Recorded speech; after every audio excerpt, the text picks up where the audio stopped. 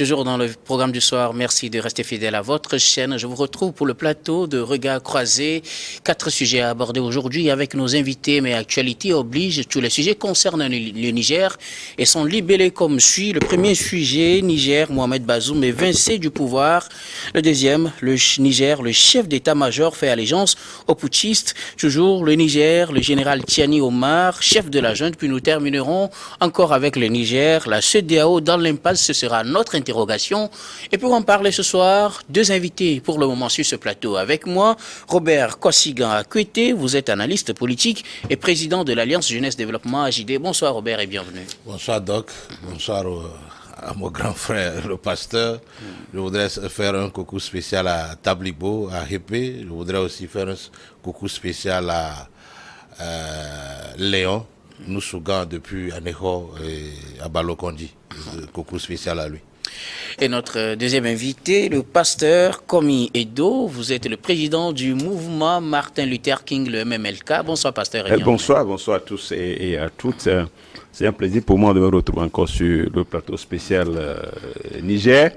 J'ai une pensée directement pour les diasporas africaines qui sont en Turquie, qui sont maintenant maltraitées. Quand vous regardez les vidéos, vous ne pouvez pas admettre que la Turquie, qui est en passe de devenir partenaire à l'Afrique, est en train de malmener, de menacer, de torturer de manière inhumaine les Africains. Ça fait très, très mal et je pense que les autorités africaines, les dirigeants africains doivent rapidement voir ce qui se passe. On n'en parle pas, mais je crois, nous qui sommes en relation directe avec les Togolais, actuellement, 10 Togolais, plus de 10 Togolais sont en prison en Turquie à l'heure où je vous parle, et nous avons déjà saisi les autorités togolaises. Au même moment, nous disons que on ne peut pas vouloir être partenaire à l'Afrique et se comporter comme ça. Je crois que la Turquie n'est pas bienvenue en Afrique. Merci beaucoup. Nous espérons que ces messages seront écoutés par qui de droit. Nous abordons notre premier sujet, le Niger. Mohamed Bazoum est vincé du pouvoir. Au Niger, ce qui a semblé être un simple mouvement d'humeur dans la matinée de ce mercredi s'est plutôt transformé en coup d'État.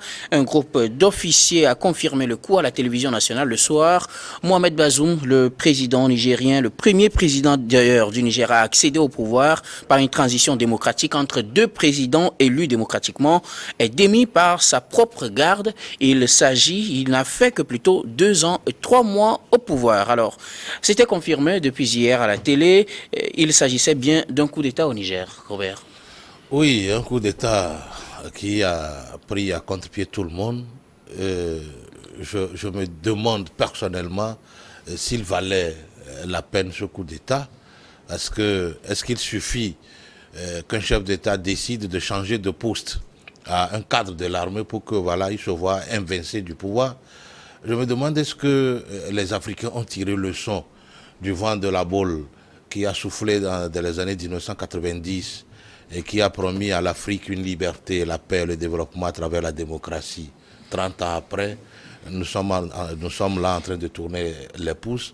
La démocratie dont on nous a parlé, qu'elle va nous amener la paix, la liberté, le développement, s'est avéré aujourd'hui une très grande tueuse qui ne nous a même pas fait bouger d'un iota. Aujourd'hui, place est faite au coup d'État, surtout au Sahel. On en a vu au Burkina, au Mali. C'est vrai que les contextes ne sont pas les mêmes. Mais aujourd'hui, je me pose beaucoup de questions sur ce coup d'État. Je ne vais pas rentrer d'abord en profondeur. C'est vrai qu'il y a eu coup d'État au Niger, mais pour cette fois-ci, je dis la CEDEAO et tous les États africains doivent se lever pour empêcher ces soldats de finir ou de mettre un frein à la marche de la démocratie à laquelle toute l'Afrique entière a souscrite. Voilà votre première réaction. Pasteur, quelle est votre réaction? Il s'agissait bien d'un coup d'État au Niger. Oui, il s'agit bien d'un coup d'État. Moi, cela ne m'étonne pas, parce que c'est un pays francophone. Et vous savez, comme tel, c'est comme ça, ça doit finir. 2 ans, 3 mois à la tête du Niger. Et c'est vrai quand même qu'on ne s'attendait pas de si tôt, mais il y avait quand même des indices. Parce que depuis qu'il est arrivé au pouvoir, on a vu quand même tout ce qu'il est en train de... On a vu sa position. Ce n'est pas ce qui est ce premier sujet, mais je crois que il est évincé. Et cela, pour nous, comme je l'ai déjà dit, ça n'étonne pas, parce que autour de lui, il y a des officiers quand même qui ne se sentent pas à l'aise. Il y a la colère, il y a quand même des bruits. Et donc, je pense bien quand même que dans ce genre de circonstances, ce qui doit arriver arriva. Et l'histoire a été tue parce que en 2010, quand Tandja a été déposé par les militaires, il était devant en train de se réjouir. Bon, donc aujourd'hui, l'ascenseur lui est retourné et je ne pense pas que ça soit quelque chose qui étonne. Mais au même moment, en tant qu'un démocrate, en tant que défenseur des droits de l'homme, l'interruption d'un régime démocratique, c'est vrai quand même, il a été élu lors de son élection, il y a vraiment eu de contestation. Son adversaire avait beaucoup contesté son élection au deuxième tour, bien sûr. Mahaman Ousmane. Mais je pense bien qu'aujourd'hui, c'est quand même... Pour le moment, les éléments que nous avons pour pouvoir situer ce coup d'État, on les connaît. Et je pense que ça, pour moi, sa page doit être tournée et qu'on puisse voir l'avenir avec le Sahel. Et parce que aussi le Sahel, vous savez, le Sahel, c'est le nid des terroristes. Et avec lui, est-ce que cette lutte contre le djihadisme a avancé? Pas naturellement. Et donc, le coup d'État qui est arrivé, depuis hier, on le sentait comme avec les militaires, quand on nous dit qu'il y a les négociations entre les putschistes et puis le chef de l'État en question, ça finit toujours par être un coup d'État confirmé. C'est vrai que nous n'avions pas des éléments, mais nous étions abreuvés par des médias occidentaux qui nous disaient que tout est flou, il y a confusion. Mais on savait déjà que le coup d'État était déjà confirmé finalement. Et c'est confirmé. Je pense qu'il ne peut que s'en prendre à lui-même. Peut-être qu'il ne peut que s'apprendre à lui-même, mais pourquoi devrait-on arriver jusqu'à faire un coup d'État à un chef de l'État démocratiquement élu? Je le rappelais tout à l'heure, il n'a fait que 2 ans, 3 mois, il est démocratiquement élu. Il n'y a pas vraiment eu de contestation comme c'était le cas au Burkina, au Mali. Qu'est-ce qui explique vraiment ce coup d'État? Oui, justement, je pense bien que, je l'avais déjà dit plus haut, pourquoi la plupart des coups d'État aujourd'hui se passent dans les pays francophones? Regardez, il y a une dizaine d'années, pourquoi 15 ans déjà, derrière nous, on n'a plus vu de coups d'État dans les pays anglophones. On n'a plus vu de coups d'État dans les pays anglophones. La démocratie s'enracine dans les pays anglophones. Pourquoi dans les pays francophones, ça ne marche pas? Une seule raison, c'est parce que la puissance colonisatrice, francophone naturellement, la France, ne laisse pas la main libre aux dirigeants. Et quand les gens sont élus, les chefs d'État, les dirigeants africains francophones font allégeance à la France et donc sont soumis. Et des fois, mais les gens ont peur de travailler pour leur pays. Et c'est le cas de Bazoum. On a vu cette déclaration à l'emporte-pièce, comme s'il était français. Et donc, je crois bien quand même qu'aujourd'hui, l'Afrique est en train d'évoluer. Tous ceux qui vont s'asseoir, tous ceux qui vont comploter contre l'Afrique vont tomber un à un. Tous ceux qui vont comploter contre l'Afrique, parce que l'Afrique est dans une dynamique. Nous, la génération actuelle est dans une dynamique. La dynamique, c'est d'être un continent libre. Et quand on va mettre à la tête de ces pays-là, des gens qui sont soumis, des gens qui sont bénis, oui, qui disent oui, qui ne peuvent pas servir leur intérêt, l'intérêt de leur pays, je pense que pour nous, ils doivent tomber un à un. Est-ce que vous n'êtes pas là en train de soutenir un coup d'État finalement? Non, je l'ai déjà dit plus haut. Alors, il faut un coup d'État pour permettre à l'Afrique de se débarrasser, voilà le mot est bien choisi, de se débarrasser d'un complice, de se débarrasser d'un, d'un traître, quelqu'un qui a fait obstacle à l'Afrique. Alors là, tant mieux. S'il faut qu'on se débarrasse de quelqu'un aujourd'hui qui fait mal à l'Afrique, qui complote, qui est la lèche-botte de l'Occident, alors je pense bien quand même que nous n'allons pas du tout, comment on l'appelle, nous inquiéter ou bien plaider pour son sort. Son sort est scellé et qu'il doit s'en aller. Robert Kosigan, que dites-vous de ce coup d'État? Est-ce qu'il fallait arriver à un coup d'État face à un président président j'ai en face élu? de moi un panafricaniste timbré, mais je me porte en faux contre le développement de mon aîné. Le plus absolu. Je dis aujourd'hui que ça ne vaut pas, ce coup d'État ne valait pas la peine parce que on ne peut pas vouloir changer de poste pour un gradé, un haut gradé, un haut officier de l'armée et comme représailles, il va choisir de démettre le président en fonction. Qui a été démocratiquement élu. Vous savez, ça fait entorse à la démocratie. Ça n'a pas été évoqué dans les raisons. Dans les raisons. Il y en a que deux. Je voudrais vous faire constater une chose. Au moins, aujourd'hui en Niger, dans les autres pays, quand il y a eu coup d'État, il y avait eu une adhésion populaire. Ouais. Mais au Niger, c'est le contraire qu'on a vu. C'est le contraire. Il y a eu plutôt contestation. Ça voudrait dire que ces militaires, même s'ils réussissaient alors à s'accrocher au pouvoir, ils auront du mal à gérer ce pays. Ensuite, moi j'ai dit, est-ce que les militaires, même s'ils parlent aujourd'hui de déficit de lutte contre les djihadistes, peut-être quelque part au Niger, est-ce que ça ne rentre pas dans le cadre de leur mission? Eux qui ont appris le métier des armes à aller combattre ces terroristes-là. Est-ce que